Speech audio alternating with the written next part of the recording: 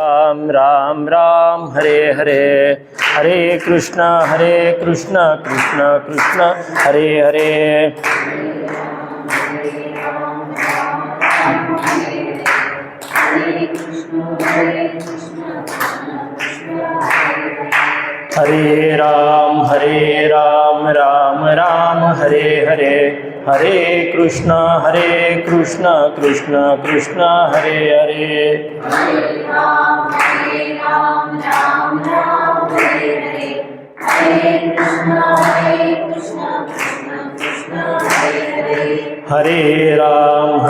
राम राम हरे हरे, हरे कृष्ण कृष्ण कृष्ण हरे हरे।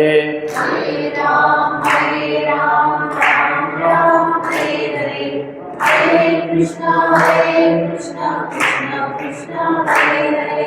हरे राम राम हरे हरे, हरे कृष्ण कृष्ण कृष्ण हरे हरे। हरे राम राम हरे हरे, हरे कृष्ण कृष्ण कृष्ण हरे हरे। हरे राम राम हरे हरे, हरे कृष्ण कृष्ण कृष्ण हरे हरे। हरे राम राम हरे हरे, हरे कृष्ण कृष्ण कृष्ण हरे हरे। पुंडलीक वरदा हरि विठ्ठल सद्गुरु ज्ञानेश्वर तुकाराम महाराज की जय। जय जय रघुवीर समर्थ, वंशी विभूषित करान्नवनीरदाभात, पीतांबराधरुण बिंबफलाधरोष्ठात्, पूर्णेन्दु सुंदर मुखादरविंद नेत्रात्, कृष्णात् परं किमपि तत्त्वमहं न जाने। प्रपन्न पारिजाताय तोत्रवेत्रैकपानये, ज्ञानमुद्राय कृष्णाय गीतामृतदुहे नमः। योऽन्तः प्रविश्य मम वाचमिमां प्रसुप्तां, सञ्जीवयत्यखिलशक्तिधरस्वधाम्ना, अन्यांश्च हस्तचरणश्रवणत्वगादीन् प्राणान्नमो भगवते पुरुषाय तुभ्यम्। श्रीमद्देशिकेन्द्र भगवान् ज्ञानेश योगेश्वर, सन्मार्गी जनलावण्याक्षितितला आलेतु को बापर। साई दास गणो समर्थ गुरुया, संत व्रजा भीतरी, ठाके जो प्रभु हो प्रसन्न मजत्या, सर्वासवे श्रीहरी। सदा प्रभुपदावरी निज समर्पिली सेतनो, कथेत मन गोविले कमलमालिके सीजणो। मुखातून जसा झरा सगुण भक्तीचा वाहतो, समर्थ गणुदास ते सतत मी नमस्कारितो। सुप्रसन्न समाधानी निश्चयी च दृढव्रती, सोऽस्तु मे वरदो नित्यं वरदानंद भारती। गोपाल कृष्ण महाराज की जय। जयान्नि प्रवरातिरी निधि निवास क्षेत्रांतरी, सुबोध रचिलासे सुलभ ग्रंथ ज्ञानेश्वरी। गीतेवरती ग्रंथ या समन प्राकृती दूसरा, असो नमन हेतया विबुध श्रेष्ठ ज्ञानेश्वरा। माऊली ज्ञानेश्वर महाराज की जय। जगद्गुरु तुकाराम महाराज की जय। सज्जन हो, वैराग्य शिरोमणी, साधकांचा मायबाप, योग्यांची माऊली, त्याला विठोबाचा प्राणसखा, अशा विविध विशेषणांनी संतांनी ज्यांचा गौरव केलाय, अशा ज्ञानेश्वर माऊलींचा हा संजीवन समाधीचा सोहळा, आणि त्यातल्या त्यात माऊलींच्याच मंदिरात हा सोहळा साजरा होतोय। माऊली पाठीशी आहेत आणि बोलायला प्रवृत्त करतील अशी प्रार्थना करूनच इथं बसलेला आहे। सर्वप्रथम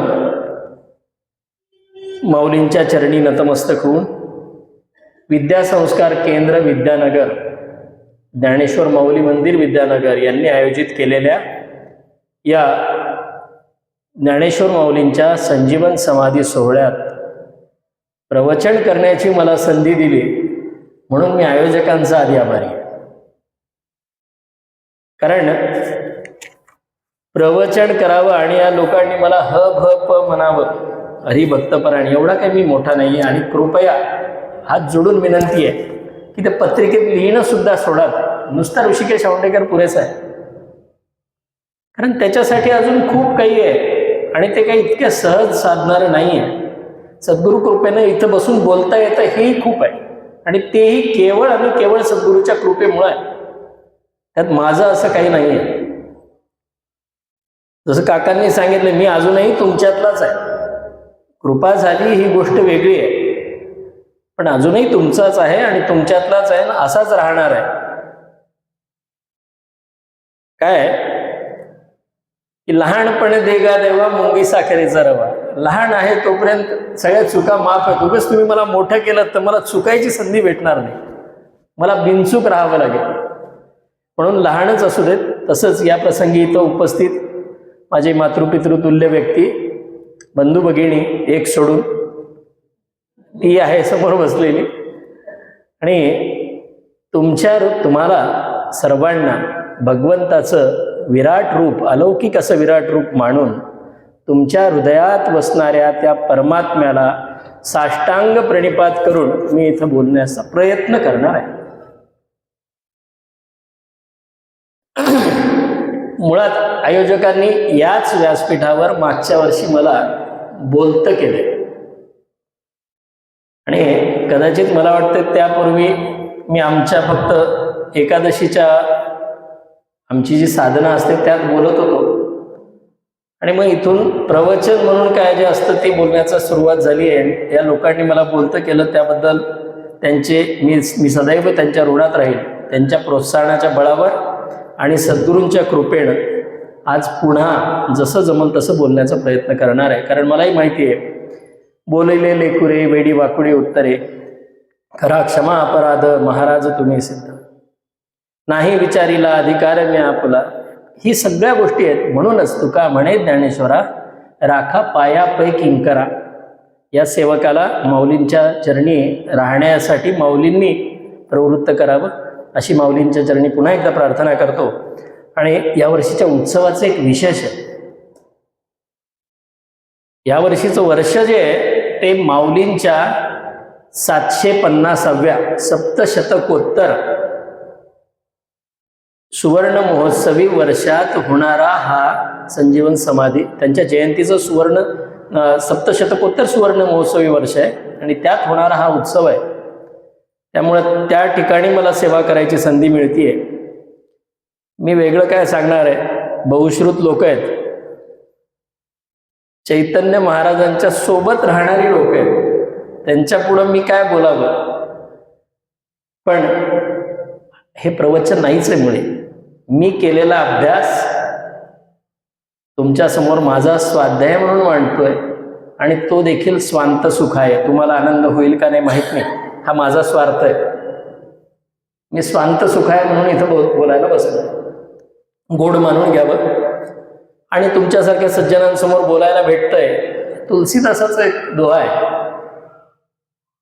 एक घडी आधी घडी, आधी की पुणी आध. एक घडी आधी घडी, आधी की पुणी आध, म्हणजे एक घटका, अर्धी घटका किंवा अर्ध्याच्याही अर्धी घटका. तुलसी संगत साधू की कटे कोटी अपराध. तुलसीदास काय म्हणतात, एक घटका म्हणजे 24 मिनिटं, एक घडी आधी घडी, त्याच्यापेक्षा अर्धी घडी नाही 24 मिनिट तुम्हाला संतांच्या सज्जनांच्या संगतीत बसणं झालं, एक घटकाभर नाही बसणं झालं तर अर्धी घटका बसा म्हणजे 12 मिनिटं. त्याच्याही पुढे जाऊन तुलसीदास म्हणतात आधी की पुणी आध, त्या अर्ध्याच्याही अर्ध 6 मिनिटं जरी बसायला भेटलं तुम्हाला त्यांच्या सोबतीत तर ठीक आहे, पण मला तर तासभर बसायला भेटतंय सज्जनांच्या सोबत. म्हणून नक्कीच यात माझा स्वार्थ आहे. असो, सनातन वैदिक धर्म आपला हा भारतीय संस्कृतीचा मुळात गाभा आहे आणि त्या सनातन वैदिक धर्माचा जर काही अंतरंग किंवा त्याचा जर काही गाभा सांगायचा असेल तर इथे असणारी चारित्र्य संपन्नता, इथल्या लोकांमध्ये असणारी चारित्र्य संपन्नता. असं धर्माचं स्वरूप सांगताना विवेकानंद म्हणाले होते की माणसातील स्वाभाविक पण सुप्त असतात, असे काही मोकळे नसतात, ते स्वाभाविक असलं तरी इतक्या काही उघड होत नाही. माणसातील स्वाभाविक देवत्वाच्या किंवा दिव्यत्वाचं जे प्रगटीकरण आहे त्याला धर्म म्हणावं, हे धर्माचं लक्षण. विवेकानंद इंग्रजीत बोलायचे, काय म्हणाले, religion is manifestation of divinity in the man. Religion म्हणजे वेगळं काही नाही आहे, धर्म म्हणजे वेगळं काही नाही, तुमच्यातल्याच देवत्वाचं प्रगटीकरण आहे, तुमच्यातल्याच दिव्यत्वाचं प्रगटीकरण जे आहे ते धर्म आहे.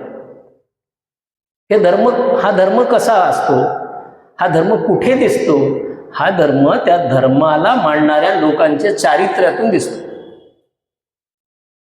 त्यांचं शील कसं आहे, त्यांचं चारित्र्य कसं आहे, यातून धर्माचं लक्षण दिसतं. हे धर्माचं स्वरूप जे दिसतं ते लोकांच्या वागण्यातून, लोकांच्या चारित्र्यातून दिसतं.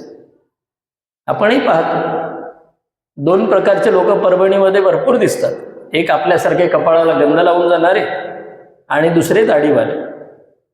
पाहिल्याबरोबर त्यांच्या मनातला भाव ओळखू येतो का नाही, हेच धर्माचं लक्षण आहे. बाकी वेगळं, धर्म म्हणजे वेगळं काय असतं, जगण्याची रीत आहे, हे झालं धर्माचं स्वरूप. हा धर्म दिसतो चारित्र्यामुळं आणि या विश्वाचं पालन जर करायचं असेल तर त्यासाठी माणसातील राक्षस म्हणजे त्याच्यात असणारे राक्षसी गुण नष्ट करून त्या ठिकाणी त्याच्यातला देव म्हणजे त्याच्यात असणारे दैवी गुण त्यांना जाग करण्यासाठी, प्रगट करण्यासाठी जे काही केलं जातं त्याला भगवंताने नाव दिलेलं आहे धर्मसंस्थापना.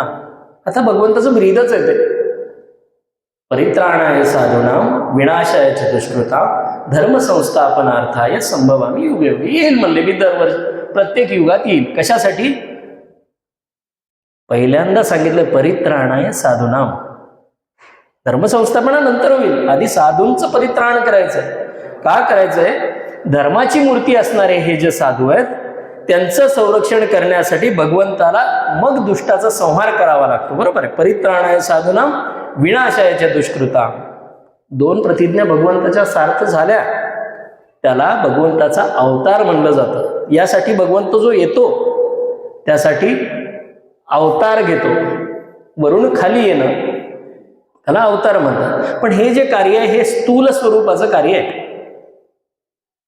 धर्माच्या रक्षणासाठी येणं हे जे आहे हे खरं सूक्ष्म कार्य आहे. मग दुष्टपणा नष्ट करणं, माऊलींच्या शब्दात सांगायचं, जे खळांची व्यंकटी सांगत तया सत्कर्मी रती वाढ. हो, भगवंतानं काय सांगितलं? भगवंत म्हणाले मी येतोय कशासाठी? विनाशायाचे दुष्कृताम, विनाश करायचा आहे मला फक्त दुष्टांचा. पण माऊली तसं म्हणले नाही. माऊली म्हणाले जे खळांची व्यंकटी सांडो, त्यांच्या दुष्टाचं दुष्टपण जावं, त्याच्यातली ती वाकडेपणा, खळातला वाकडेपणा जे तो निघून जावं आणि त्यांची रती कुठे वाढो? सत्कर्मी, चांगल्या कर्मामध्ये त्यांची रती वाढो. असे जे अवतार घेऊन येतात त्यांना ईश्वराचे अवतार म्हणतात. संत हे ईश्वराचे अवतार असतात. आपण जनाबाई काय म्हणते? महाविष्णूचा अवतार सखा माझा ज्ञानेश्वर.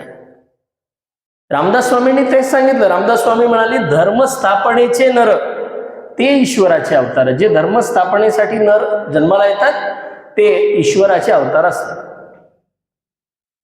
माऊली असेच ईश्वराचे अवतार आहेत आणि अशा अवतारी महापुरुषांचं जीवन त्याला चरित्र म्हणतात. आज जो विषय मी घेतलाय चिंतनासाठी तो विषयच मुळात असा आहे की संतांचं चरित्र म्हणजे काय आणि संतांच्या चरित्राचं मानवी जीवनातलं महत्व. आयोजकांनी फार म्हणजे काही काही गोष्टी सहज घडून येतात. मी विचारलं काय बोलायचं, ते म्हणे तुमच्या मनावर. मी म्हणलं ही तर फार चांगली संधी आहे. म्हणजे काय बोलायची थोडंसं बंधन येतं ना. परीक्षेत प्रश्न जर दिलेला असेल तर तेच उत्तरं द्यावं लागतं. तुमच्या मनानं काहीतरी लिहा म्हणलं तर पिक्चरची स्टोरी सुद्धा लिहिता येते, काही अवघड नसतं. आणि ती संधी घेतली आणि एक सहज विचार करताना असा विचार आला की संत संत संत संत कोणाला म्हणावं, संतांचं चरित्र काय असतं आणि संतांचं चरित्र मानवी जीवनात किती उपयोगी असतं, ते चरित्र आपण का अभ्यासलं पाहिजे, किंवा संतांचं चरित्र सांगणं किंवा संतांचं चरित्र ऐकणं म्हणजे नेमकं काय असतं हे सांगूया. म्हणून थोडीशी सुरुवातीला प्रस्तावना करतो. चरित्र म्हणजे नेमकं काय, किंवा चरित्र निर्मिती आणि त्या चरित्राचं कथन म्हणजे नेमकं काय, असं आपण या दृष्टीने विचार करू. किंवा या संतांचं चरित्र का पाहावं, भगवंताचं चरित्र का ऐकावं, त्यानं काय होतं, याचं चिंतन केल्यानं काय होतं, असा विचार करत असताना एक लक्षात आलं, चरित्र हा जो शब्द आहे, आता इथं संस्कृत भारतीवाले लोक आहेत त्याच्यामुळे मी फार बोलू नये. चर हा धातू आहे. चरित्र शब्दामध्ये चर हा धातू आहे. या धातूचा अर्थ सामान्यपणे असा सांगितला जातो की हा गत्यर्थ वापरला जातो, गतिसूचक आहे. जाणे, चालणे किंवा खाणे, चरणे या दृष्टीनं या धातूचा वापर केला जातो. मग चर या धातूचा विचार करताना चरित्र शब्दाचा नेमका अर्थ जर सांगायचा झाला तर जे जे आपल्याला परमात्म तत्वाकडं किंवा परमात्म स्वरूपाकडं घेऊन जातं त्याला चरित्र असं म्हणावं. कारण याचा मूळ गाभा तसा आहे की चालणे, जाणे, खाणे, चरणे म्हणजे गतिसूचक आहे. मग कुठली गती देतो चरित्र, काय चरित्र आपल्याला गती देतं, तर परमात्म तत्वाकडे जाण्याची जी गती देतं किंवा त्या मार्गाने आपल्याला नेण्याचा जो आपला प्रयत्न आहे त्याला साथ देतं ते असतं चरित्र. मग ज्ञानोबारायांचं, तुकोबारायांचं चरित्र ऐकल्यानं काय होणार आहे, तर परमात्म तत्वाकडे जाणारा आपला जो प्रवास आहे तो प्रवास सुखकर होणार आहे. बरोबर आहे. त्यामुळे ही चरित्र ऐकायची. भगवंताची प्राप्ती असेल, भगवंताचं स्वरूप ज्ञान असेल, या पुढच्या गोष्टी आहेत. भगवंत स्वरूपता ही प्राप्त होण्यासाठी, त्या मार्गावर चालण्यासाठी, नवे त्या मार्गावर चालताना मार्ग दाखवून नाही चालत, चालविती हाती धरुणिया. हे संत बोटाला धरून नेतात तुम्हाला त्या मार्गाने, फक्त तुमची तयारी पाहिजे. आता हा चरित्र हा शब्द जो आहे तो अनेक अर्थानं वापरला जातो. कृती असेल, आचरण असेल, इतिहास असेल, एखादी क्रिया असेल, या अर्थानं वापरला जातो. म्हणजे भगवंतानं किंवा संतांनी काय कृती केली, काय क्रिया केली, त्याचं जे काही विवेचन असेल त्यालाही चरित्र म्हणलं जातं. त्यांनी केलेले काही रचना असतील, काही चमत्कार असतील, हे सांगणं याला सुद्धा चरित्र म्हणतात. किंवा त्यांच्याबद्दल सांगितलेला पूर्वेतिहास जो असेल किंवा त्यांच्या जीवनक्रम जो असेल त्याला सुद्धा चरित्र म्हणलं जातं. आता संतांनी काय केलं, संतांनी देवाची चरित्र गायली. आपण जी काही देवाची चरित्र ऐकतो ती कुणीतरी संतांनी सांगितली म्हणून आपल्यापर्यंत आलेली आहे. पण संतांचं चरित्र सांगणं मोठं कठीण काम आहे. कारण संत जसे असतात तसे ते दिसत नाहीत आणि जसे दिसतात तसे ते नसतात. काय म्हणलं मी, संत जसे असतात तसे दिसत नाहीत. बऱ्याच वेळेला आपल्याला त्यांच्यातलं संतत्व ते गेल्यानंतरच कळतं. सामान्य वेशातही संत असतात, नाही अशातला भाग नाही, पण ते तसे संतासारखे दिसत, भगवे कपडे घातलेले नसतात म्हणून आपल्याला ते संत वाटत नाहीत. तुकोबाराय प्रापंचिक होते, त्यांचं संतत्व त्यांच्या काळात कळालं का लोकांना? ज्ञानोबारायांचं तरी संतत्व कळालं का? सगळ्यात जास्त हाल अपेष्टा सहन करणारं कोण असेल तर माझी माऊली आहे. बाकीच्यांना तरी आयुष्याची उणीपुरी वर्ष सुखात गेली आणि त्यानंतर दुःख भोगावं लागलं. त्यांना तर बालपणीच म्हणजे दोन गोष्टी घेऊन आले माऊली. एकतर बालपणीच सर्वज्ञता घेऊन आले आणि बालपणीच दुःख अपेष्टाही घेऊन आले सोबत. म्हणून संतांचे चरित्र सांगणं मोठं कठीण काम आहे. आणि सामान्य माणसासाठी संतांचं चरित्र सांगताना शब्दसृष्टी सुद्धा कमी पडते. मग हे असं अवघड काम काही लोकांनी करून दाखवलं. त्यात नामदेवरायांचं नाव प्रामुख्याने घ्यावं लागेल. नामदेवरायांनी त्यांच्या नामदेवाच्या गाथेमध्ये अनेक संत, त्यांच्या समकालीन संतांची चरित्र ओवीबद्ध करून ठेवली. त्या काळानंतर झालेले, त्यानंतर जी काही संतांची मांदियाळी या महाराष्ट्र भूमीमध्ये निर्माण झाली, तयार झाली, त्यांचे चरित्र आपल्यापर्यंत पोहोचवण्याचं मोठं काम जर कोणी केलं असेल तर संत श्री महिपती बुवा ताहराबादकर. महिपती बुवांनी 13व्या ते 17व्या शतकामध्ये झालेल्या संतांची चरित्र लिहून काढली. आणि त्यामुळे त्यांनी लिहिलेल्या भक्त विजय असेल, त्यानंतर संत विजय असेल, भक्त लीलामृत असेल, संत लीलामृत असेल, या ग्रंथांमधून त्यांनी या कालावधीत झालेल्या संतांची चरित्र लिहिली आणि त्यामुळे ती आपल्यापर्यंत पोहोचली. आता त्यानंतर जे काही संत झाले त्यांची चरित्र कोणी लिहिली तर ते काम ज्यांना आपण आधुनिक महिपती म्हणून ओळखलं जातो. पहिले महिपती ताहराबादकर झाले आणि त्यानंतर आधुनिक महिपती म्हणून ज्यांचा या महाराष्ट्र भूमीनं गौरव केला असे आमचे परात्पर सद्गुरू संत श्री दासगणू महाराज, संत कवी या पदावर पोहोचलेले, त्यांनी तदनंतर झालेल्या संतांची चरित्र लिहिण्याचं काम केलं. आणि ते कसं, ही घटना कशी घडली, सद्गुरू साईबाबांच्या सोबत असताना, अरे गणू तू काय करतोय म्हणले, हे सगळं करण्यापेक्षा तू संतांना तुझ्या घरी जेवायला बोलव असा साईबाबांनी आदेश दिला. आणि बरोबर सद्गुरूंच्या मनातलं ओळखलं दासगणू महाराजांनी. आणि कसं बोलवायचं संतांना जेवायला, तर संतांना बोलवायचं म्हणजे संतांची चरित्र लिहून काढली. आपल्याला माहित नाही, इथे आपल्या बनवस असेल, पेडगाव असेल, ह्या सुद्धा संतांच्या भूमी आहेत. दासगणू महाराजांनी चरित्र लिहून ठेवले. परभणीत राहून आपल्याला माहित नाही आपल्या भागात झालेले संत. दासगणू महाराजांनी या सगळ्या संतांच्या गावोगावी जाऊन, त्या काळात जेव्हा अशी काही सुविधा नव्हती, असं लागलीच बटन दाबलं की गुगल नव्हतं, रस्ते माहीत नव्हते, पण त्या ठिकाणी जाऊन त्यांच्या वंशजांकडून, त्या गावातल्या लोकांकडून संतांची चरित्र माहीत करून घेतली आणि ओवीबद्ध स्वरूपात लिहिली. सन्नीती, सद्वासना, सद्विचार या सद्गुणांची समाजात जोपासना व्हावी, त्यांची वाढ व्हावी, यासाठी दासगणू महाराजांनी कीर्तन हे माध्यम निवडलं. आणि आपल्या कीर्तनातून दासगणू महाराजांनी आयुष्यभर संतांची चरित्र गायली. दासगणू महाराजांचं मुळात सगळंच वाङ्मय भक्तिरसानं ओतप्रोत भरलेलं आहे. आणि संतांची चरित्र गाण्यासाठी त्यांनी आपल्या प्रासादिक काव्य प्रतिभेचा वापर केला. आणि त्यांनी जवळजवळ 85 कीर्तन उपयोगी अशी आख्यानं रचली. त्यात बरीचशी आख्यानं संतांवरचीच आहेत, काही पौराणिक कथांवरची आहेत, पण जवळजवळ सगळी आख्यानं संतांवर रचलेली आहेत. आणि त्यांनी संत कथांचा अशा पद्धतीनं प्रचार प्रसार केला. दासगणू महाराजांची एकूण ओवी संख्या जवळजवळ 1.5 लाखाच्या वर आहे. आणि प्रामुख्यानं काही मुद्दाम मी काही आकडे सांगतोय म्हणजे दचकायला होतं.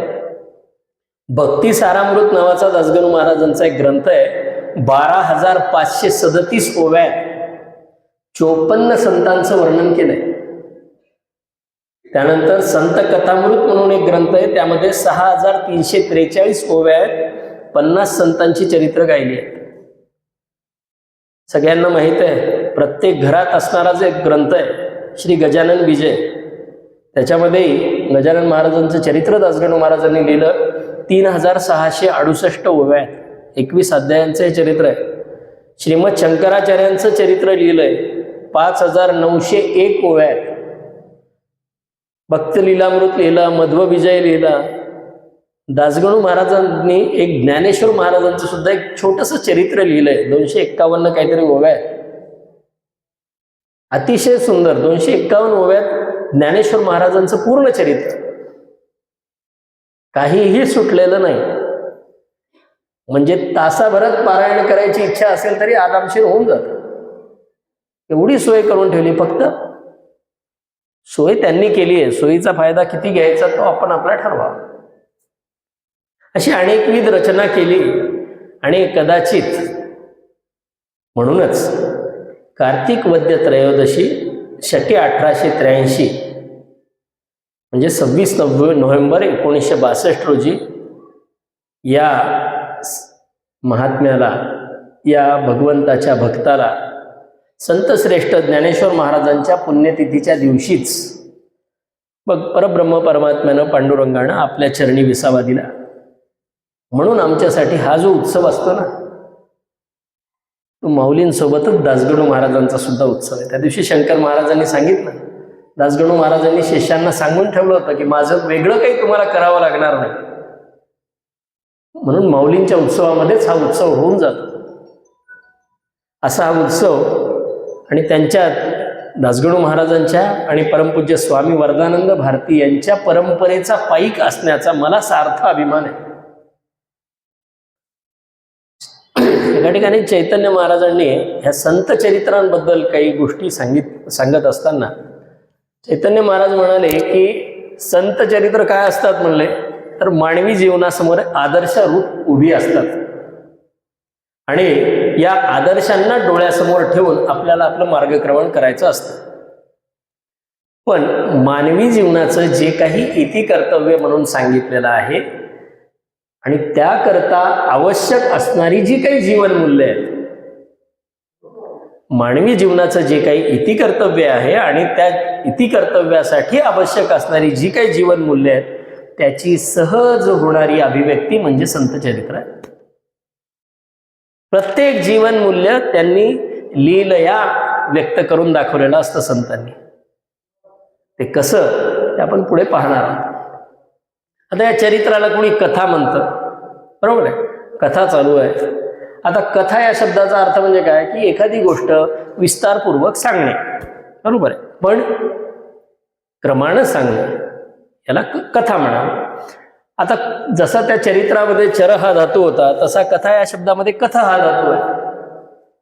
आता तो या कथा किंवा कथन याचा अर्थ नेमका काय, तर आपण काय करूया की कथा या जातीचे काही शब्द बघूया, त्यानुसार मग ते कसे सोडवता येतात ते जसे सोडवले तसाच हा कथा शब्द सोडूया. असे जातीचे शब्द काय, यथा, तथा, अन्यथा, सर्वथा, हे जसे शब्द आहेत हे शब्द कसे सोडवले जातात, येन प्रकारेण इति यथा म्हणजे या प्रकारे, तेन प्रकारेण इति तथा म्हणजे त्या प्रकारे, अन्येन प्रकारेण इति अन्यथा, सर्वेन प्रकारेण किंवा सर्वेहि प्रकारेहि इति सर्वथा म्हणजे सर्व प्रकारानं. मग याच पद्धतीनं जर कथा शब्द सोडवायचा, केन प्रकारे म्हणजे कोणत्या प्रकारे, कशा प्रकारे, इति कथा. कुठल्याही प्रकारचं निरूपण चाललेलं असलं किंवा बोलणं चाललेलं असलं आणि समोरच्याने विचारलं कशा प्रकारे, की त्यासाठी जे काही पुढचं कथन होतं त्याला म्हणतात कथा. भगवंतानं लीला केल्या कशा प्रकारे, मग सांगावं लागतं. भगवंत असं केलं, भगवंतांनी कालियाचं मर्दन केलं, कंसाचा उद्धार केला, त्यानंतर भगवंतांनी भगवद्गीता सांगितली किंवा संतांनी लीला केल्या, कशा केल्या, अशा केल्या. हे जे सांगणं आहे याला म्हणतात कथा. आता एक कथा भगवंतानं अर्जुनाला ज्या वेळेला साधूंचं वर्णन करताना, साधू कसा असतो हे ज्यावेळेस गीतेमध्ये भगवंतानं अर्जुनाला सांगितलं त्यावेळेस ते जे सांगितलं त्याला माऊलींनी मोठा गोड शब्द वापरलाय, साधू कथा. मुळात माऊलींची भाषाच गोड. उकार लावून भाषेला गोड करता येतं हे माऊलींनी शिकवलं. आनंदू, गोविंदू, वाटतं की नाही गोड. मग माऊली काय म्हणाले, ही साधू कथा आहे, ही काही सुधी गोष्ट नाही. महात्म्या संबंधी किंवा साधू संबंधी वर्णन करता जी केलं जातं त्याला म्हणावं साधू कथा. ही साधुकथा कशी असते, त्याची फलश्रुती काय, ते सांगताना माऊली म्हणतात, जेथे वाचा विसवे ते साधू कथा. जिथं कुठले एखादी गोष्ट केली एखाद्या अवयवानं तर तो थकतो का आनंदित होतो? आता कसं आहे, आपण ते खूप वेळ पाहतो असं असं करून, आपले डोळे दुखले तरी आपण म्हणत नाही दुखले म्हणून, किंवा ते टीव्ही पाहताना दुखतात म्हणत नाही, ही गोष्ट वेगळी, पण दुखतात ना. टीव्ही पाहिल्यानंतर डोळे दुखतात, मोबाईल पाहिल्यानंतर डोळे दुखतात, दर्शनाच्या लाईन रांगेमध्ये उभं राहिल्यानंतर पाय दुखतात, मॉलमध्ये फिरल्यावर दुखत नाही, गरगरा फिरलं तरी दुखत नाही, पण दर्शनाच्या रांगेत लागल्यावर पाय दुखतात, गोळे येतात पायाला. तसं ही बडबड केल्यानंतर दुखेल ना, दुखायला पाहिजे. एखाद्याला म्हणतो ना आपण, खूप बोलत असेल, मडक्याचं असलं असतं तर कुंभार बसवावा लागला असता बाजूला, किंवा आवा घरी करावा लागला असता. मग दुखतं का? नाही. जेथे वाचा विसवे ते साधू कथा. जिथं वाणीला विश्रांती मिळते ती साधू कथा. वाणीलाच मिळते का? श्रवणाला सुद्धा मिळते. मग माऊलींच्याही पुढे जाऊन सांगतो, जेथे श्रवण विसवे तीही साधू कथा. अशी ही साधू कथा का ऐकावी? तर विश्रांती लाभते म्हणून ऐकावी. ऐका. कारण ऐका का म्हणावं? श्रवणम कीर्तनम विष्णू स्मरणम पादसेवनम. पहिल्यांदा काय सांगितलं नवविधा भक्तीत? श्रवण, बरोबर आहे. पुढं सांगितलं अर्चनम, वंदनम, दास्यम, सख्यम, आत्मनिवेदनम, हे पुढं. पण पहिल्यांदा काय? ऐका. भगवंत म्हणतात की श्रवणम ही पहिली नवविधा भक्तीतली पहिली भक्ती काय? ऐका. एवढं सोडून माणूस सगळं करतो. म्हणजे चांगलं सांगा का वाईट सांगा, आधी ऐकत नाही. पहिला ते देवानं बरोबर या दिशेला एक कान या दिशेला एक कान दिलाय. कदाचित देवालाही माहित असेल हे ऐकलं तरी इकडून सोडून देणार आहे, पण त्यावेळेला भगवंताला थोडा विचार आला असेल की असं होऊनही चालणार नाही, म्हणून त्यानं मध्ये मेंदू घातला. आता तो मध्ये अडवत नाही ही गोष्ट वेगळी आहे, पण तो मध्ये देवानं त्याच्यासाठीच घातला की या कानातून गेल्यावरती मेंदूच जावं, या कानातून निघून जाऊ नये. असो, अशी ही साधू कथा. ही साधू कथा का करावी? पुन्हा भगवंतानंच सांगितलं आणि माऊलींनी त्याचं वर्णन केलं. ही साधू कथा का करावी? तर तेही प्राणापरवते आवडती मज निरुते, जे भक्त चरित्राते प्रशंसिती. माऊली काय म्हणाले किंवा भगवंत काय म्हणाले अर्जुनाला? अर्जुना 12व्या अध्यायात योमद भक्त समे प्रिया, प्रत्येक ठिकाणी भगवंतानं काय सांगितलं? माझा भक्त मला प्रिय आहे, असा भक्त मला प्रिय आहे, असा भक्त मला प्रिय आहे. भक्त प्रिय असणं यात काही नवल नाही. पण पुढे जाऊन माऊली काय सांगतात? तेही प्राणापरवते आवडती मज निरुते, जे भक्त चरित्राते प्रशंसिती. पै प्रेमळाची वार्ता जे अनुवादिती पंडुसुता, ते मानू परमदेवता आपुली आम्ही.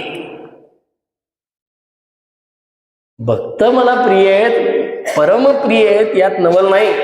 पण त्या भक्तांचं जे चरित्र, माझ्या भक्तांचं चरित्र, जे माझ्या भक्तांच्या चरित्राला ऐकतात किंवा त्यांची प्रशंसा करतात, ते मला प्राणापरवते म्हणले.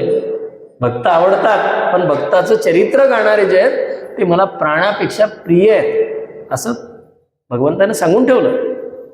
आणि म्हणाले एवढंच नाही, अरे पंडुसुता, अरे अर्जुना, एक गोष्ट अजून लक्षात घे म्हणले, मी त्यांना परम, जे प्रेमळाची वार्ता, माझ्या भक्तांच्या कथा जे गातात ते माझ्यासाठी परमदेवता आहेत, म्हणून ही साधू कथा करावी, म्हणून ही संत चरित्र गावीत. हे संत चरित्र गाण्याचं मुख्य कारण आहे. आता एखाद्या मी आधी सांगितलं, संत कथा सांगणं किंवा संत चरित्र सांगणं म्हणजे काय, तर एखाद्या व्यक्तीच्या किंवा एखाद्या संताच्या आयुष्याचा क्रम, जन्म, त्याचं आयुष्य आणि त्यांचा इहलोक सोडून जाणं इथपर्यंतची जी कथा आहे ते सांगणं म्हणजे चरित्र. अशाच पद्धतीनं सांगावं लागेल ना. किंवा एक माणूस होता, त्याला मुलं झाली, नंतर त्याचं लग्न झालं, नंतर तो मेला आणि नंतर तो म्हातारा झाला. ही कथा झाली का हो? याला चरित्र म्हणावं का?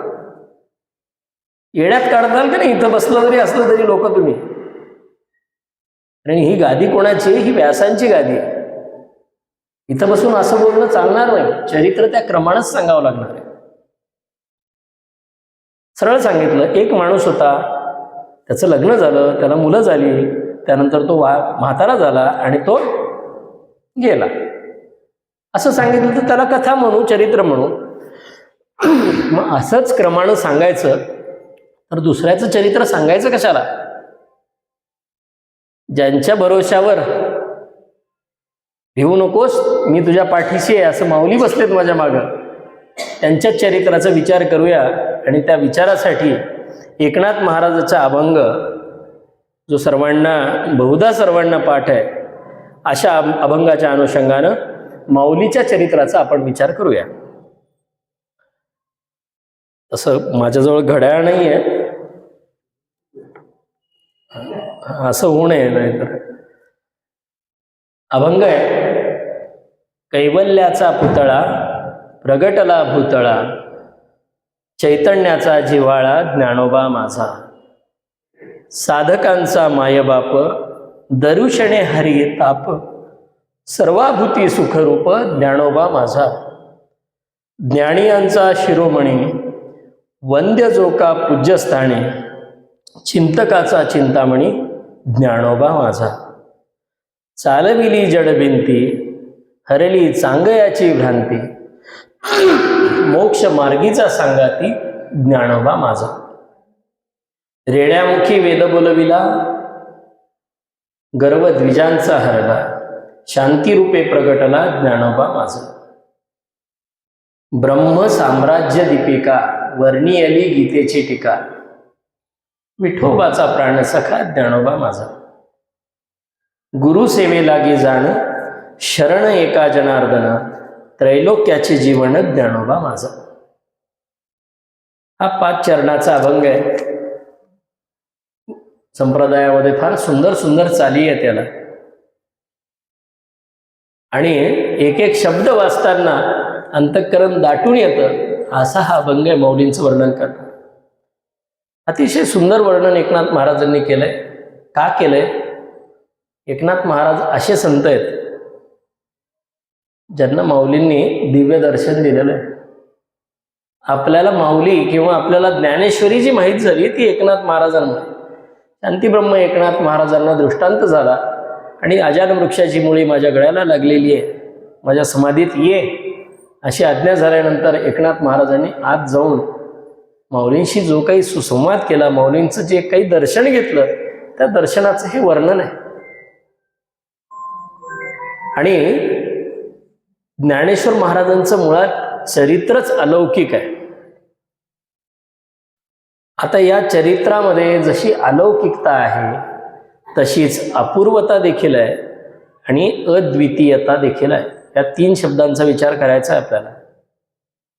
अलौकिकता, अपूर्वता आणि अद्वितीयता. आता बऱ्याच वेळेला इतर भगवंताची चरित्र असोत, अवताराची चरित्र असोत किंवा काही संतांची चरित्र असोत, या चरित्रांमध्ये काही ठिकाणी अपूर्वता दिसते पण अलौकिकता असतेच असं नाही. बऱ्याच ठिकाणी अद्वितीयता दिसते पण अलौकिकता, अपूर्वता असेल असंही नाही. पण माऊलींचं चरित्र असं आहे, नवे नवे बऱ्याचशा संतांचं चरित्र असं असतं की तिथं अलौकिकता, अपूर्वता आणि अद्वितीयता हे 3ही गुण, या 3ही गोष्टी त्यांच्या चरित्रामध्ये आपल्याला प्रकर्षानं जाणवतात. पण संतांनी लौकिक अर्थानं काही केलेलं असलं तरी त्यातील अलौकिकता लक्षात घेतली पाहिजे. आपल्याला वाटतं संत आपल्यासारखेच दिसतात, चालतात, बोलतात, वागतात, पण त्यांनी त्या लौकिक गोष्टी जरी केलेल्या असल्या तरी त्यांनी केलेल्या अलौकिक गोष्टी आपण विचारात घेतल्या पाहिजे. या अभंगाच्या प्रत्येक चरणात ज्ञानोबा माझा, ज्ञानोबा माझा असं म्हणताना नाथ महाराजांनी काय केलंय, ही अलौकिकता, ही अद्वितीयता, ही अपूर्वता सांगण्याचा प्रयत्न केला. नाही तर दुसरं काही म्हणता आलं नसतं का? एकतर आपलेपणा आहे आणि प्रत्येक वेळेला आवर्जून सांगितलंय, असं कोण? ज्ञानोबा माझा. असं कोण? ज्ञानोबा माझा. म्हणजे तुम्ही प्रत्येक गुण विचारावा. असं कोण? तर प्रत्येक गुण, सर्व गुणांचा समुच्चय जर कुठे झाला असेल तर ज्ञानोबा माझा, असे ज्ञानेश्वर महाराज. आता अलौकिक असणं म्हणजे काय? तर अलौकिक असणं म्हणजे या लोकातलं नसणं. सरळ सरळ अर्थ जर घेतला, या लोकात जे नसतं, परलोकात पारलौकिक ज्याला म्हणलं जातं ते अलौकिक. पण असा सरळ अर्थ घेता येणार नाही. या लोकातच दिसणं, पण या लोकातलं असल्यासारखं न वाटणं, इथं असून सुद्धा इथले नाहीत असं वाटतं की नाही? तुकोबारायांचं चरित्र पहा, नामदेवरायांचं चरित्र पहा, ज्ञानोबारायांचं चरित्र पहा, असं वाटतं ना आपल्याला, हे आहे तिथं पण हे इथले नव्हेतच. याला अलौकिकता म्हणावं. आणि हे का होतं? माऊलीने सांगितलंय, तैशी दशेची वाट न पाहता, वैसीची गावा न जाता, बाळपणीच सर्वज्ञता बरी द्या. त्या दशेची वाट पाहिली नाही त्यांनी, मोठं होण्याची वाट पाहिली का? वैसेची म्हणजे वयस्करपणाच्या गावापर्यंत गेले का? ते शुचिनाम श्रीमताम गेहे योग भ्रष्टो विजायते जे होतं की नाही, ते मागूनच आलेलं होतं. म्हणून बाळपणीच सर्वज्ञता वरी तयाते, असे होऊन गेले हे लोक. हो, शंकराचार्यांबद्दलही आपल्याला नितांत श्रद्धा आहे, नितांत आदर आहे. पण एक थोडंसं वेगळं बोलणं म्हणून सांगतो. 32 वर्ष लागले हो शंकराचार्यांना. माऊली 22तच. श्लोक आहे तो, अष्टवर्षे चतुर्विध, बरोबर आहे. 8 वर्षात चतुर्विध झाले. कोण? शंकराचार्य. 8व्या वर्षी तर माऊलींना हालच होतं, पण 21व्या वर्षी सर्व साधलं. हे कसं साधतं हे सांगण्यासाठीच आहे ते. बालपणीच सर्वज्ञता वरी तयार. या अभंगातून अलौकिकता सांगितलेली आहे. आता आपण अभंगाचा एक एक ओळीचा विचार करूया. कैवल्याचा पुतळा. पुतळा अलौकिक आहे, आपण पाहतो ना, पुतळे असतात, पण कैवल्याचा असणं हे अलौकिक आहे. भूतळावर प्रकट होणं हे जरी लौकिक असलं तरी चैतन्याचा जिव्हाळा असणं अलौकिक आहे. मायबाप असणं लौकिक असतात. लौकिकात मायबापाशिवाय कोणीच नाही, बरोबर आहे. मायबाप लौकिक आहे, पण हे कुणाचे मायबाप आहेत? साधकांचा मायबाप. आणि पुढं म्हणले एकनाथ महाराज, दर्शने हरी ताप. ताप हरण करणाऱ्या गोष्टी खूप आहेत. भगवंताचा आशीर्वाद सुद्धा आहे, पण तो आशीर्वाद भेटल्यावर ताप हरण होतं. नवे नवे आपल्या प्रपंचातल्या गोष्टी सांगायच्या म्हणलं तर डॉक्टरनं पॅरासिटामॉलची एक गोळी दिल्यानंतर ताप हरण होतं, पण इथं तसं नाहीये. दरुशणे हरी ताप. दर्शन घेतल्याबरोबर तापाचं हरण होतं. आणि सुखाच्या भूमिका देखील अनेक आहेत, पण माऊली कसे आहेत? सर्वाभूती सुखरूप, हे अलौकिकपणाचं लक्षण आहे. कैवल्याचा पुतळा असणं अलौकिक आहे, चैतन्याचा जिव्हाळा असणं अलौकिक आहे, साधकांचा मायबाप असणं अलौकिक आहे, तसंच सर्वाभूती सुखरूप असणंही अलौकिक आहे. असा अभंग जर सोडवत गेला तर अलौकिक गोष्टी तुम्हाला एकानंतर एक दिसतील.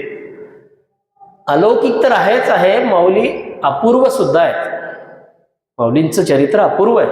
कसं अपूर्व आहे? पुढे एकनाथ महाराजांनी सांगितले 2 प्रसंग. चालविली जड भिंती आणि रेड्यामुखी वेद बोलविला. काय केलं? जड असणारी भिंत चालवली आणि रेड्याच्या मुखानं वेद बोलवला. संतांच्या चरित्रात अनेक चमत्कार असतात, थोड्या बहुत प्रकारांना सारख्या असतात, बरोबर आहे. जसं ज्ञानेश्वर महाराजांनी सच्चिदानंद बाबांना तिरडीवरून उठवलं, तसंच रामदास स्वामींनी सुद्धा एका ब्राह्मणाला तिरडीवरून उठवलं होतं. असे समसमान चमत्कार असतात. पण मला सांगा, आजवरच्या इतिहासामध्ये जड असणारी भिंत चालवणारा चमत्कार कुठेतरी झालाय का? किंवा रेड्याच्या मुखानं वेद बोधवणारा चमत्कार कुठेतरी झालाय का? ही आहे अपूर्वता. आजपर्यंत दिसला नाही, दिसणार नाही, याला अपूर्वता म्हणावं. अलौकिकता पाहिलीत, अपूर्वता पाहिली. आता सगळ्यांच्या आवडीचा भाग जो आहे ती आहे अद्वितीयता. माऊलींची अद्वितीयता कशी सांगावी? माऊलींचं चरित्र जसं अलौकिक आहे, अपूर्व आहे, तसं अद्वितीय आहे. कसं? पुन्हा नाथ महाराज सांगतात, ब्रह्मसाम्राज्य दीपिका वर्णियली गीतेची टीका आणि विठोबाचा प्राणसखा ज्ञानोबा माझा. अहो, गीतेवर अनेक टीका आहेत, शंकराचार्यांपासून सर्व आचार्यांनी. अहो, त्याच्यावर टीका केल्याशिवाय आचार्य पदच मिळत नाही. उपनिषदांवर टीका केल्यानंतर आचार्यपद मिळतं. हा वेदांत सांगण्यासाठी टीकेचे लोकमान्य टिळकांपर्यंत प्रकार झाले, बरोबर आहे. पण ज्ञानेश्वरी सारखी टीका जगात कुठेही नाही, त्यासारखी दुसरी टीका नाही. आणि जगत कल्याणाची तशी कोणाचीही तेवढी प्रबळ इच्छा व्यक्त झालेली नाही. आमचे दासगणू महाराज म्हणतात, अमृतामर करी परी ज्ञानेश्वरी करीत त्यावरी ताण, पावन करून सकला ब्रह्मस्थिती माझी डोलवी जाण. ही ज्ञानेश्वरी कशी आहे? अमृत अमर करतं, पण ज्ञानेश्वरी काय करते? त्याच्यावरही वर्तान. अशी ही ज्ञानेश्वरी ब्रह्मस्थिती माझी डोलवण्याचं काम करते. इतकी ज्ञानेश्वरी वरचढ आहे, अशी अद्वितीय आहे. आणि अजून एक सांगायचं म्हणजे ज्ञानेश्वरीसारखं प्रेमळपण तुम्हाला कुठे दिसणार नाही. अहो, दुष्टांचा दुष्टपणा जावो, जे खळांची व्यंकटी सांडो, कुणी म्हणलं नाही हो, फक्त ज्ञानेश्वर महाराजांनी असं वर्णन केलं. हे केव्हा होतं? मुळात ज्ञानेश्वरांचं अवतार कार्य जर काही असेल तर ही अद्वितीयता असणारी ज्ञानेश्वरी आहे, मुख्य अवतार कार्य. बाकी चमत्कार हे काही अवतार कार्य नसतात. आता ते पुढे पाहू चमत्कार कशासाठी असतात ते. पण अवतार कार्य म्हणून जी ज्ञानेश्वरी सांगितली ती अतिशय अतिशय मातृहृदयानं सांगितलेली, म्हणून ज्ञानेश्वर महाराजांना माऊली म्हणतो आपण. आणि सांगत असताना एका भक्तानं भगवंताशी केलेला प्रतिवाद आहे असं राम शेवाळकर त्यांच्या व्याख्यानातून म्हणायचे. हे जे खळांची व्यंकटी सांडो हे काय आहे? हा भक्तानं भगवंताशी केलेला प्रतिवाद आहे. भगवंत म्हणाले, मी आधी सांगितलं विनाशाच्या दुष्कृता, पण माऊली तसे नाही म्हणाले, जे खळांची व्यंकटी सांडो. वारंवार त्या गोवीवर येतो माणूस, कारण त्यांना प्रतीत झालेला अन्वयार्थ आहे तो माऊलींनी त्यांच्या शब्दात वेगळं प्रतिपादन करून सांगितलं. जे खळांची व्यंकटी सांडो, म्हणून माऊलींचं विचार क्षेत्रामध्ये अलौकिक, अपूर्व आणि अद्वितीय असं स्थान निर्माण झालेलं आहे. संत आणि साहित्यिक या दोन्ही बाजूनं माऊली जगप्रसिद्ध आहेत. नुसते संत नाहीत, साहित्यिक म्हणून सुद्धा माऊली. अहो, माऊलींनी जेवढे अलंकार, जेवढी रूपक, जेवढे दृष्टांत ज्ञानेश्वरीत वापरले तेवढे कोणीही वापरलेलं नाही, या जगाच्या पाठीवर कोणी वापरले नाही. असा साहित्यिक पुन्हा होणे नाही. टला टन फला फ जोडून कविता करणारे कवी खूप झाले, पण काव्यामध्ये ब्रह्मरस ओतणारे माऊली आहेत. अशी अलौकिकता, अपूर्वता आणि अद्वितीयता माऊलींच्या चरित्रातून पाहायला मिळते. ही कोणासाठी विशेष आहे हो? आपल्यासाठी विशेष आहे. माऊलींसाठी ते काही विशेष होतं का? माऊलींना त्या ह्या सगळ्या गोष्टी क्षुल्लक होत्या. लीला या शब्दाचा अर्थच आहे की जे लीलया केलं जातं त्या लीला. लीला म्हणून माऊलींनी ह्या सगळ्या गोष्टी केल्या. त्यांच्यासाठी या गोष्टी क्षुल्लक आहेत. चमत्कार असतील माऊलींसाठी क्षुल्लक आहेत. पण हे चमत्कार का सांगावेत? अहो आता लोक काय माऊलींबद्दलचे चमत्कार सांगताना तथाकथित पुरोगामी जे स्वतःला म्हणून घेतात ते लोक काय म्हणतात, अहो नो तो रेडा नव्हताच. इथपर्यंत मजल गेली, तो रेडे अण्णावाचा माणूस होता म्हणे आणि त्याच्या मुखातून ज्ञानेश्वर महाराजांनी त्याला शिकवलं म्हणे आधी आणि त्याला बरोबर तिथं आणलं आणि मग त्याच्या मस्तकावर हात ठेवला. मग त्याला म्हणले ज्ञानदेव बोले, ज्ञानदेव म्हणे बोल रे ऋग्वेद. आणि तो बोलला. नालायक लोक आहे. त्या दिवशी शंकर महाराजांनी सांगितलं ती भिंतच नव्हतीच म्हणे, ती भिंती नावाची बाई होती. ती थोडी पायाने लंगडी होती. ज्ञानेश्वर महाराजांनी 4-2 दिवस तिच्या पायाचा मसाज केला आणि मग ती चालली. भिंत चालली. याला म्हणतात अकलेचे खंदक. अशा लोकांना कळणार नाही, माऊलींचे महत्व कळणार नाही आणि त्या चमत्काराच्या मागे असणारे माऊलींची भावना सुद्धा कळणार नाही. पण हे चमत्कार सांगितलेच पाहिजेत.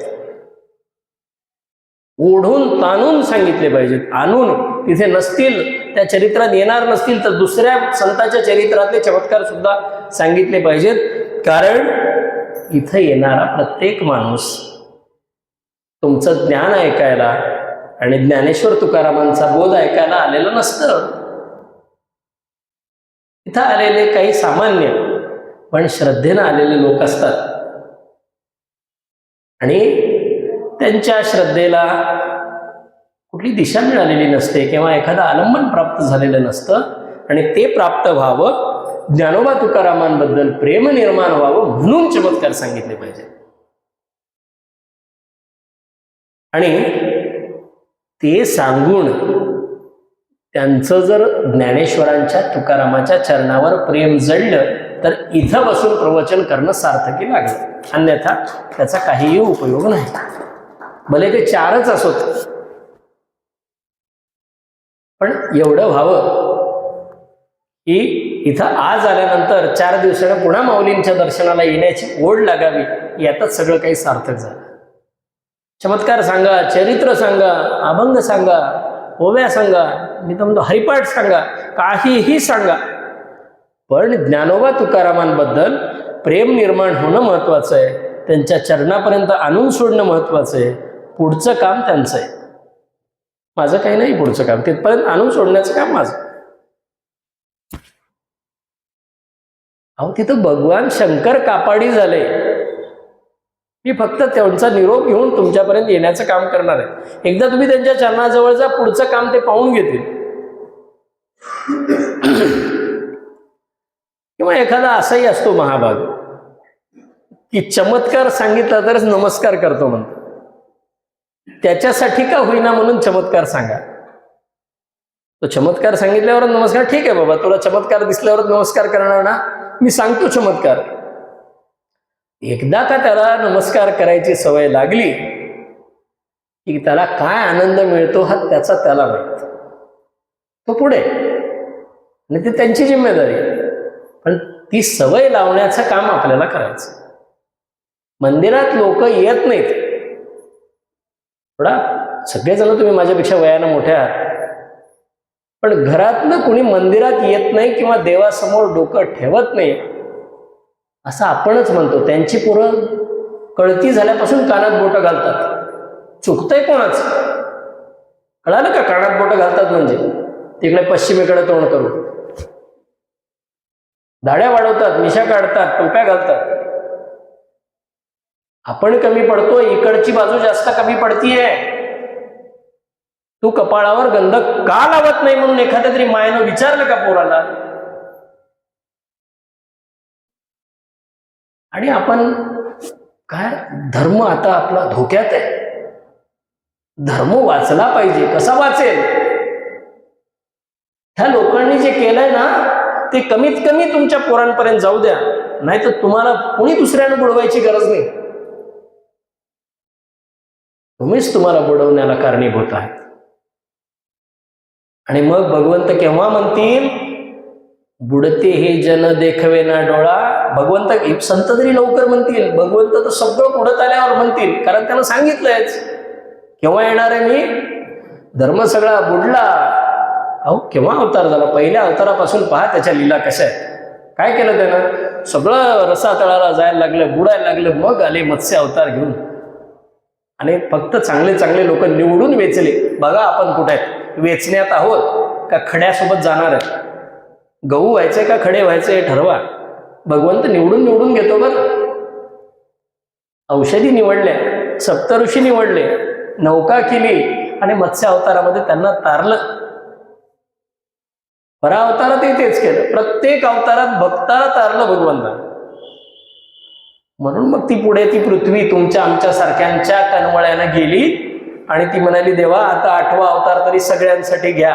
म्हणून भगवंतानं हे लिहिलं, तेही कळेना म्हणून पुन्हा भगवंताला महाविष्णूचा अवतार सखा माझा ज्ञानेश्वर व्हावं लागलं आणि मराठीत सांगितलं. ज्ञानेश्वरी मराठीत असते बरं, हेही सांगा पोरांना. घरात ग्रंथ असून उपयोग नाहीये, विषयांतर नाहीये. मी जाणार आहे आपल्या विषयाला जवळ. पण त्या ग्रंथांचं वाचन झालं पाहिजे, त्या ग्रंथांचं चिंतन झालं पाहिजे. कपाटाच्या कपाटे भरून आहेत, ती उघडत नाही, कोणी पाहत नाही. चैतन्य महाराजांनीच एक गंमत सांगितलेली आहे. म्हणे मी एका घरी गेलो आणि हे पुस्तक पाहिजे म्हणून मागितलं. हो म्हणलं म्हणे की तुम्ही अशात घेतलंय का? नाही म्हणे, वर्षानुवर्ष आहे, आम्ही वर्षातून एकदा दिवाळीच्या वेळेस कपाट उघडतो, साफ करतो आणि ते पुन्हा ठेवून देतो, म्हणून ते नवं राहिले. ते म्हणे बरं झालं बाबा, असाच ठेव. त्या पुस्तकासारखाच तू नवा कोरा आला तसा जाशील. हे नवे कोरे पण उपयोगाचं नाही. त्या घड्या पडल्याच पाहिजेत, त्या रेघा उमटल्याच पाहिजेत. आयुष्यावर सुद्धा तशा रेघा उमटू देत. आणि हे संस्कार करण्याची सगळ्यात मोठी जबाबदारी इकडे आहे. म्हणून माऊलींनी सुद्धा स्वतःला माऊली म्हणून घेतलंय, कारण त्यांना हे संस्कार करायचे होते. असो, चरित्रातले चमत्कार सांगावेत. हे चरित्र कसं असतं, चरित्राच्या मागची भूमिका काय असते, चरित्राच्या मागचा हेतू काय असतो, इतिहास काय असतो किंवा घटनाक्रम काय असतो, हे सांगताना रूप गोस्वामींनी उज्ज्वल नीलमणी नावाच्या ग्रंथामध्ये चरित्राचे 2 प्रकार सांगितले.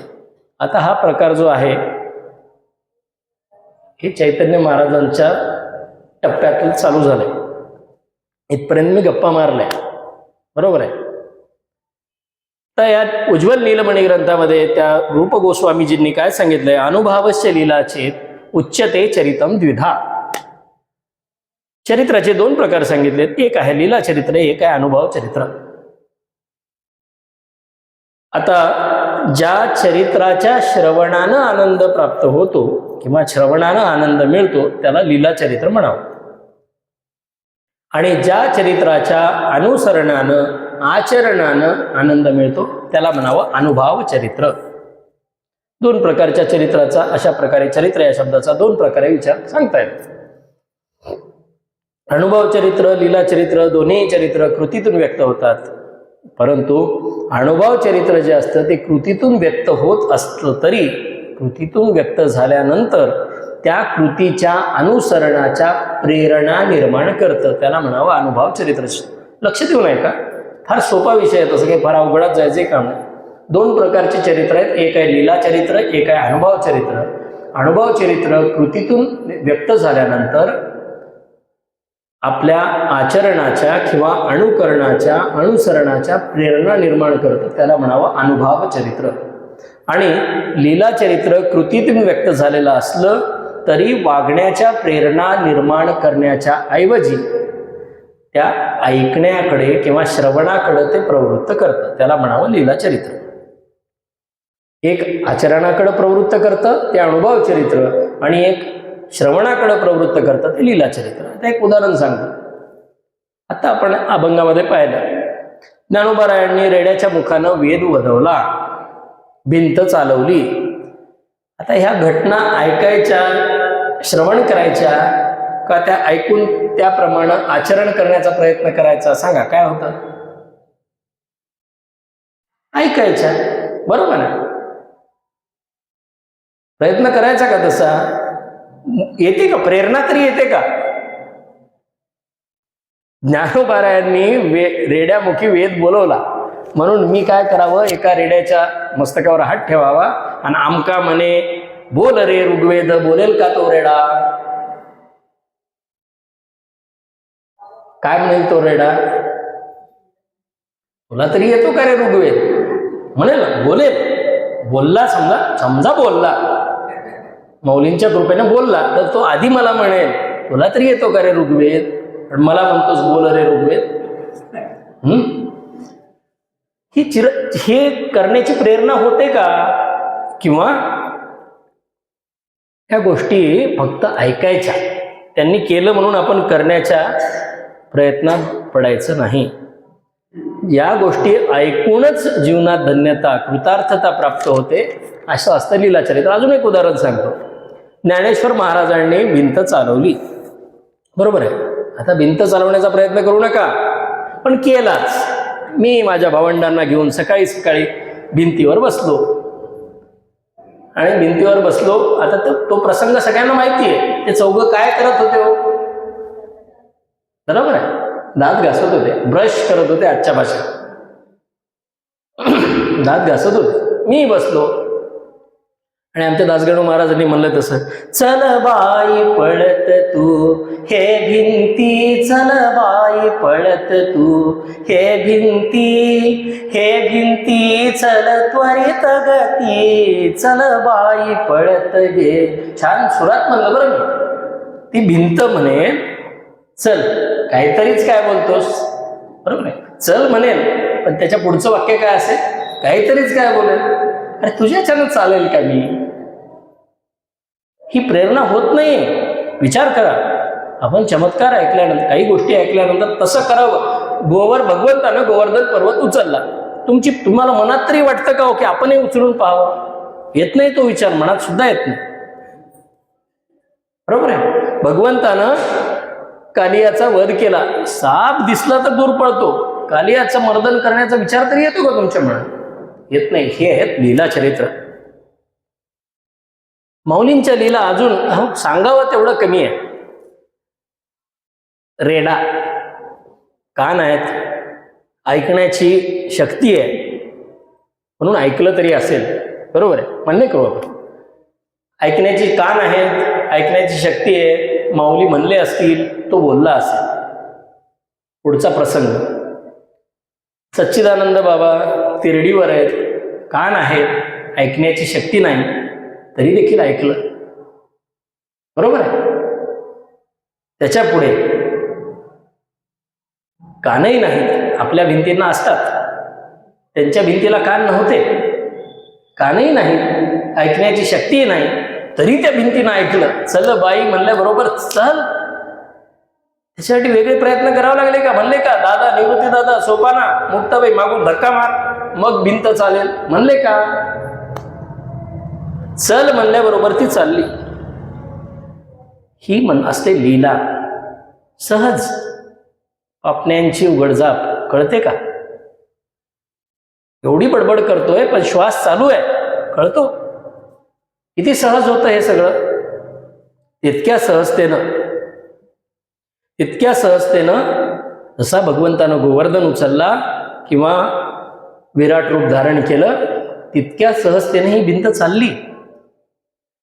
हे ठरवावं लागत नाही, याच्यासाठी कुठला संकल्प करावा लागत नाही, याच्यासाठी कुठला प्रयत्न करावा लागत नाही. संकल्परहित स्वाभाविक कृती जी असते तिला म्हणावं लीला. अशी ही लीला. आता मोठ्यांचे संकल्पच मुळात त्यांच्या संकल्पाची परिपूर्ती असतात. हे उदाहरणच आहे. माऊली म्हणले चल, वेगळा प्रयत्न केला का? निघाली. संकल्प केला आणि त्याची परिपूर्ती झाली. आपलं तसं होतं का? संकल्प आणि संकल्पाची परिपूर्ती यामध्ये प्रयत्न जर करावा लागले तर ते झाला सामान्य जीवाचा, सामान्य माणसाचा संकल्प किंवा सामान्य जीवाचा संकल्प म्हणू त्याला आपण. पण संकल्प केला, संकल्प हीच ज्यांची परिपूर्ती असते त्याला म्हणावं संतांचा संकल्प. असा संकल्प माऊलींचा, असा संकल्प तुकोबारायांचा, असा संकल्प नामदेवरायांचा. या लीलांचं श्रवण करा. पुन्हा कुठं आलो? श्रवणम, ऐका, या लीला ऐका. दुसरा प्रकार सांगितलाय अनुभव चरित्र. लीला चरित्र झालं, अनुभव चरित्र. अनुभव चरित्राचं आचरण केलं पाहिजे आणि आचरण करण्यासाठी प्रयत्न सुद्धा केला पाहिजे. आता अनुभव चरित्राचं एक उदाहरण सांगतो. माऊली सारख्यांनी सांगितलंय की मी सद्गुरूंचा महिमा वर्णन करतोय किंवा मी ही भगवद्गीतेवरची टीका लिहितोय, सांगतोय. हे कशानं घडलं? माझी या सत्यवादाचे तप, वाचा केले बहुत कल्प, तया फळाचे महाद्वीप पातलो आम्ही. 1-2 दिवस नाही, सत्यवादाचं तप आहे. म्हणजे खोटं बोललो नाही, खोटं बोलणंच माहित नाही, त्याचं तप केलंय. आणि किती? वाचा केली बहुत कल्प. एका कल्पाचं गणित सांगितलं त्या दिवशी. बहुत कल्प, बहुत कल्पाचे तप करून आलोय. आज मला खोटं बोलणंच माहित नाही. ती पुण्याई केव्हा फळाला आली, ती आता फळाला आली. म्हणून अशा कमीत कमी खोटं न बोलण्याचं तरी खरं बोला, खरं बोला, खरं बोला, याचं तरी आचरण करावं का नाही? याला म्हणावं अनुभव चरित्राचं आचरण. किती सोपं आहे. काय घ्यावं? कशाचं आचरण करावं? खरं बोला, सदा सत्य बोला. संपलं ते. पूर्वी आमच्या घरात नाटीवर लिहिलेले होते. रोज वाचून तरी कमीत कमी बुद्धीत प्रकाश पडावा ही त्यामागची भावना होती. आचरण करावं, खरं बोलण्याचं आचरण करावं. किंवा अजून आचरण कशाचं करावं? जे खळांची व्यंकटी सांडोचं आहे आचरण करू शकतो. भूता परस्परे जडो मैत्र जीवांचे आचरण करू शकतो. सगळ्यांना पाठ आहे, सगळ्यांना. शाळांमुळे आता फार शासन, चांगलं शासन आलंय, जागं झालंय. माऊलींच्या 750 वर्षामुळे का होईना शाळांमधून पसायदान चालू झालंय. आचरण करा. आतापर्यंत मी ऐका म्हणून सांगितलं होतं, आता सांगतोय आचरण करा. सद्गुरु सेवेचं आचरण करा. माऊलींकडून काय घ्यावं? सद्गुरूंबद्दल असलेल्या नितांत श्रद्धा, नितांत प्रेम, त्या गोष्टीचं आचरण करा. धर्माचरणाचं आचरण करा. माऊलींच्या मौंजी बंधनाच्या वेळेसचा प्रसंग सांगितला जातो. पैठणात गेले, सगळं झालं, सगळं काही मान्य झालं. रेडा बोलला, लोकांना त्यांची दिव्यत्व कळालं. पण माऊली म्हणले नाही, आपल्याला नाही करायची मुंज. गरज नाही म्हणले दादा आपल्याला मुंज करण्याची. त्याच्यानं काय होईल?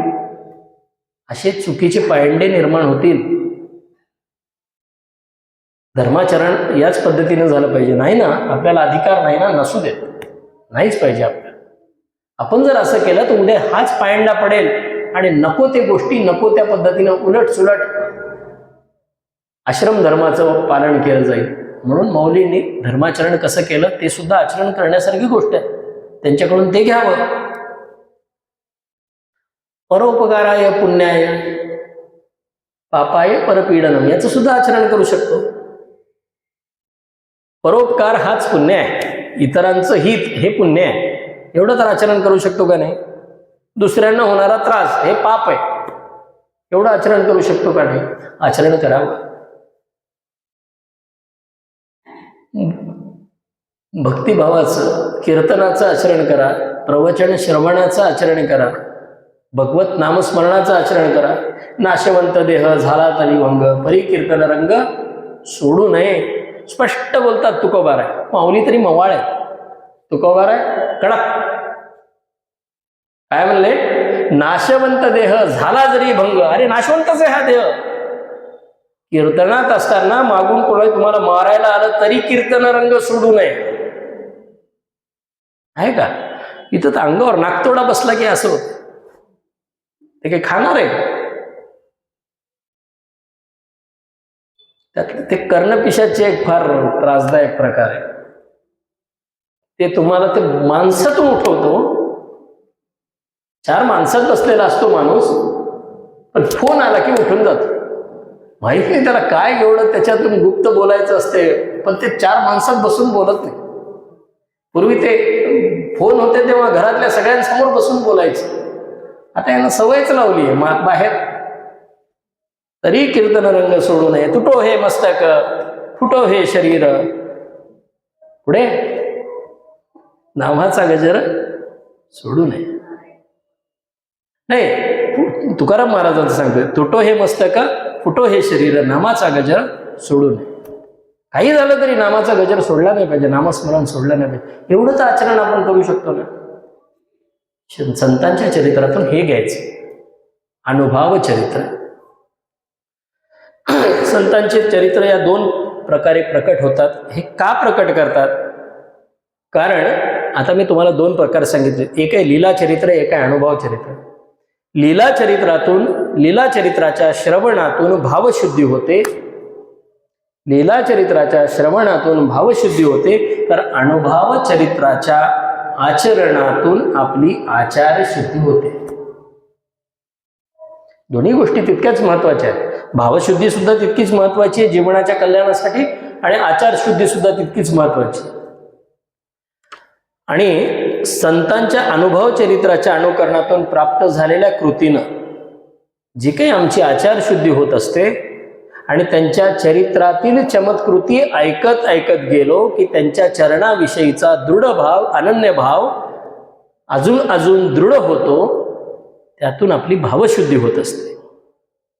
म्हणून लीला चरित्र भावशुद्धीसाठी ऐकायचे, आचरण चरित्र, अनुभव चरित्र हे आचारशुद्धीसाठी ऐकायचे. म्हणून लीला चरित्रही ऐका आणि अनुभव चरित्रही ऐका. चालविली जड भिंती हे ऐकून भावशुद्धी होते.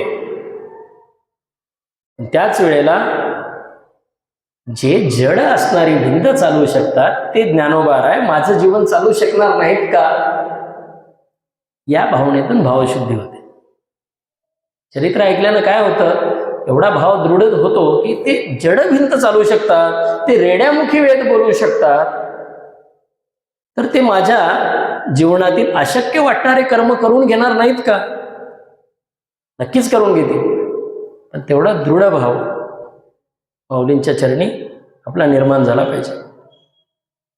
म्हणून संत चरित्रांचं वाचन, श्रवण, कीर्तन, चिंतन, मनन ह्या सगळ्या गोष्टी केल्या पाहिजे. आणि संतांनी सुद्धा संतांची चरित्र गायली. संतांनी सुद्धा संतांची चरित्र का गायली ती याच कारणासाठी की भावशुद्धी आणि आचारशुद्धीसाठी.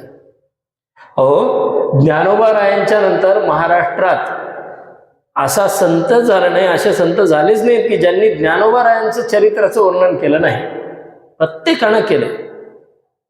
त्याही पुढे जाऊन असं म्हणता येईल की या महाराष्ट्रात जन्म घेऊन ज्ञानोबा रायांच्या बद्दल किंवा ज्ञानोबा रायांच्या चरित्राबद्दल जर कोणी वर्णन केलेलं नसेल, तो स्वतःला कितीही संत म्हणून घेत असेल, आम्ही त्याला संत मानायला तयार नाहीत. तोच संत आहे की ज्यानं संतांच्या, ज्ञानोबा रायांसारख्या संतांच्या चरित्राचं वर्णन केलेलं आहे. तेव्हा त्याची भावशुद्धी झाली, आचारशुद्धी झाली, म्हणून तो संतत्वाला प्राप्त झाला. यासाठी हे चरित्र श्रवण करायचे. संत चरित्र मानवी जीवन कसं जगायचं याचा आदर्श वस्तुपाठ असतात. साधी सोपी व्याख्या सांगतो. या संत कथा, संत चरित्र काय करतात? संस्कार करतात. जन्मना जायते शूद्रा आणि संस्कारात द्विज उच्यते. म्हणूनच सांगितलंय जन्म झाल्यानंतर प्रत्येक जण शूद्र असतो, पण शूद्रापासून तो विद्वान किंवा द्विज केव्हा होतो? संस्कारानं तो द्विज उच्चते. संस्कारानं तो द्विज रूपाला प्राप्त होतो. चारित्र्यातून संस्कार घडतात, संस्कारातून चरित्र घडतं. म्हणून सनातन धर्मानं चरित्र आणि संस्कार या दोन्ही गोष्टींना सर्वाधिक महत्त्व दिलेलं आहे. पुन्हा म्हणूच एक श्लोक, एतद् देश प्रसूतस्य सकाशात अग्रजन्मनः स्वं स्वं चरित्रम शिक्षेरन पृथिव्या सर्व मानव. या भारत देशामध्ये जन्माला आलेल्या विद्वानांकडून अखिल मानव जातीनं चारित्र्य कसं असावं याचं शिक्षण घ्यावं आणि स्वं स्वं चरित्रम शिक्षेरन, प्रत्येकाचं चरित्र कसं असावं याचं शिक्षण इथल्या विद्वानांकडून घ्यावं असं म्हणून त्यावेळेस सांगितलंय. हे कशातून? तर त्यांच्या चारित्र्याकडे बघून, त्यांच्या चरित्राकडे बघून आपलं चरित्र घडवावं, यासाठी ही चरित्र उपयोगी आहे. अशी चारित्र्यवान माणसं इथं जन्म घेतात. म्हणून हा भारतवर्ष, हे आर्यावर्त इतकी पुण्यभू मानलेलं आहे. आणि हे फळ संतांच्या संगतीतच मिळतं असं नाही. आता प्रत्येकालाच संतांचा संघ भेटेल अशातला भाग नाही.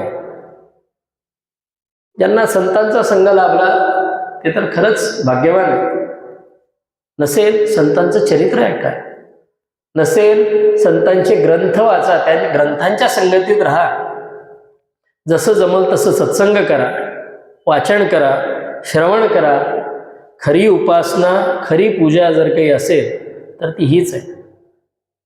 तुमचे सद्गुरू परमपूज्य स्वामी वरदानंद भारती यांनी सुद्धा स्वतःच्या शेवटच्या निरोपामध्ये काय म्हणलंय? मी म्हणजे ना शरीर, मी मदग्रंथांचा संभार, त्याचे वाचन पूजन, वाचन चिंतन, यथाशक्ती आचरण. फार सोपं करून सांगितलंय. वाचन करा, चिंतन करा, जमल तसं आचरण करा. माऊलींसारखाच प्रत्येक संत मायाळूच असतो. जमल तसं कर रे बाबा म्हणले तो, पण कर यथाशक्ती आचरण. हीच गुरुपूजा खरी, नीट धरावे अंतरी. यालाच गुरुपूजा कर म्हणले. ये तिथं फुलं वाहा, तिथं बुक्का लाव, काही गरज नाही. आज मी नसेल आणि गुरु त्याच रूपात भेटले. परमपूज्य अप्पांचं सानिध्य लाभलं नाही, परंतु स्वामी वरदानंद भारती ज्यांना आम्ही आप्पा म्हणतो, आप्पा याच रूपात भेटले, ग्रंथातून आप्पा भेटले.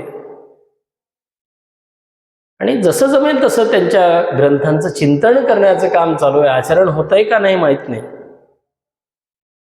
आणि गुरुपूजा करण्याचा प्रयत्न करतोय. पण सारांशाकडे येऊया. संत चरित्र काय असतात?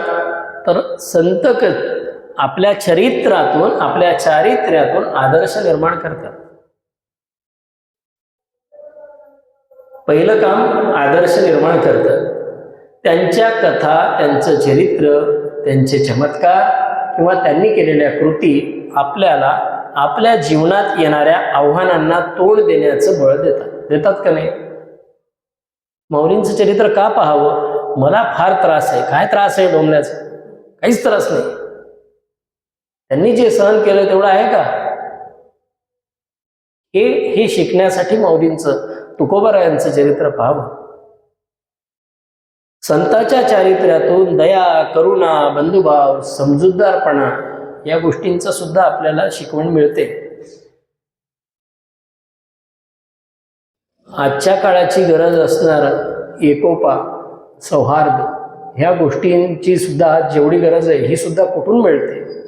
संतांच्या चरित्रातून आपल्याला पाहायला भेटतं. आणि संत चरित्र जीवनाचा खरा अर्थ समजून घेण्याला मदत करतात. त्याचबरोबर आपल्या लौकिक आणि पारलौकिक किंवा आध्यात्मिक आणि भौतिक या जीवनाची सांगड घालण्याचा, समतोल ठेवण्याचं जे भान आहे ते सुद्धा आपल्याला संत चरित्र देत असतात.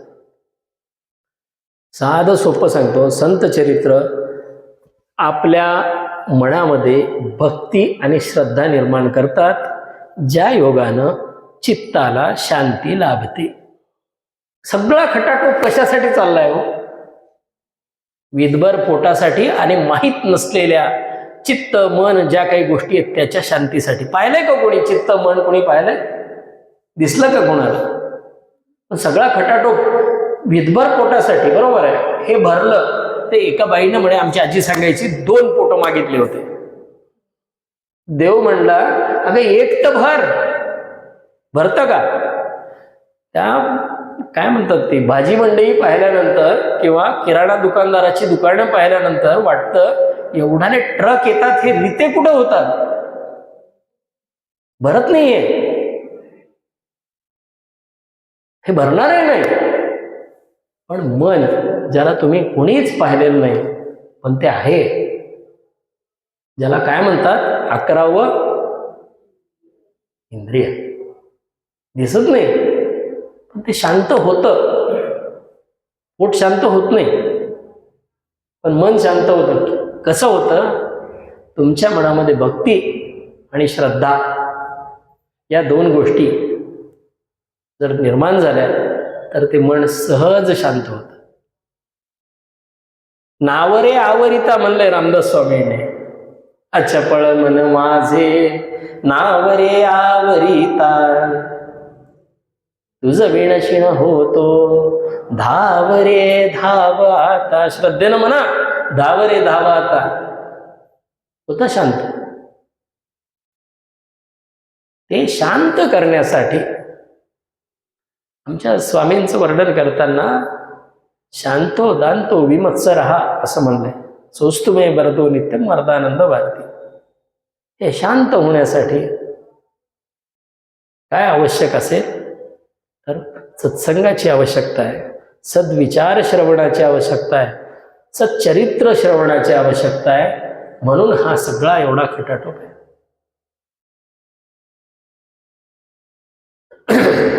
शेवटी काय,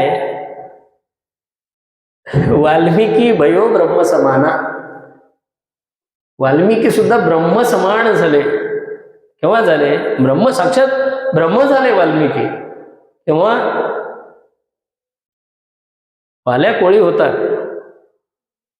वाल्याचा वाल्मिकी केव्हा झाला? कोण भेटलं? संत भेटले, नारद भेटले, साधू भेटले, महात्मे भेटले, नारद भेटले आणि वाल्याचा वाल्मिकी झाला. हे महत्व आहे. नाहीतर काही खरं नव्हतं. रत्नाकरण डाकूचं सुद्धा काय हेच सांगितलं जातं.